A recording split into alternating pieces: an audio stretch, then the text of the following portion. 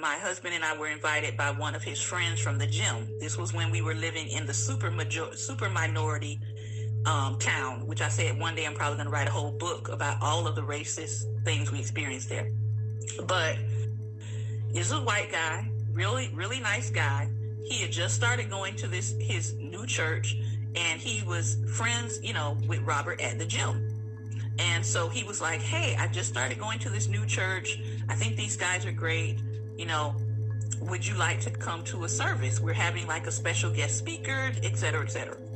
So Robert and I go drive to this church. It's like way in the back of nowhere in Virginia, Northern Virginia. We get out, we come in. There are no black people in this service, none. We are the only black people in this church. So we sit in the back. We listen to the guy. He's decent, he's staying in the word. After the service, Robert wanted to go up to greet the guy. The guy acted like he didn't even see Robert. He didn't acknowledge him. He didn't even speak. The women in the church looked at me up and down, did not speak, did not acknowledge my presence at all. Zero. And I said to Robert, where did you bring us?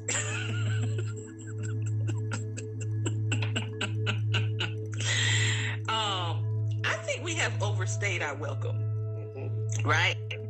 So the guy comes up to Robert as we're kind of like walking out, because I'm like, I'm ready to go. These people ain't said a hello, a goodbye, a how you doing, or nothing.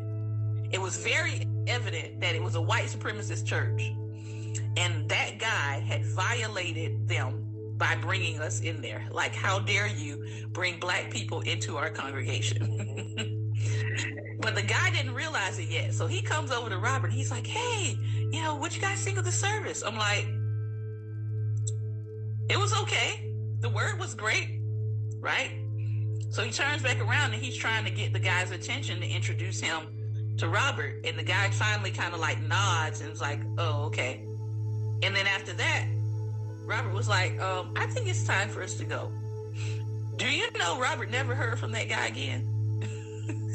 All those white people, all those white men who probably gave him the business to say, don't you ever invite a Negro in this space again. Mm-hmm. But let me tell you what happened as we were leaving. So as we're leaving, everybody's getting in their car, and we're driving out. Mind you, remember I said this is like out in the nowhere, right?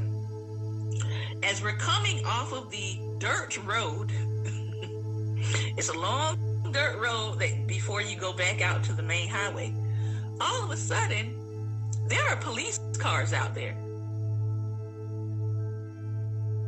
2, one on each side, and then you see the line of other cars in front of us coming from the church, and they're doing a quote unquote random security check.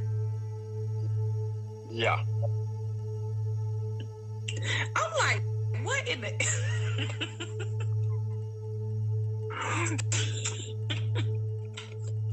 what in the antebellum South is going on here? Yeah, a random security check. Oh, but get this random security check. Everybody's driving past the police. Nobody's being stopped. So I'm just thinking, okay, we driving, right? But our car gets stopped. They pull out in front of us and say, stop. Other cars drove through. No one stopped them. They pull out in front of us and stop us. And they ask Robert for his ID. And they ask, where are you coming from? I'm like, sir, the only thing back here is the church.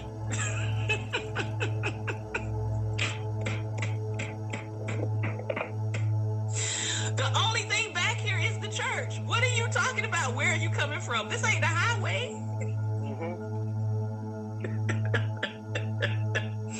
So Robert told the church. He was like, oh, okay. Here's your license back. Have a good night. And then they waved us on. I said, okay, so that was you trying to get information on us, to run your information to know who you are. Because they want to know who the Negroes are that are showing up in their region.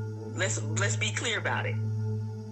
If they don't know you and they've never seen you before, okay, if you've ever been in a sundown town situation, usually law enforcement who are racist work in conjunction with other racists in the area, and they want to know who you are. Period. They want your data, and they want to know who you are so they can clock you, that you're in this region now.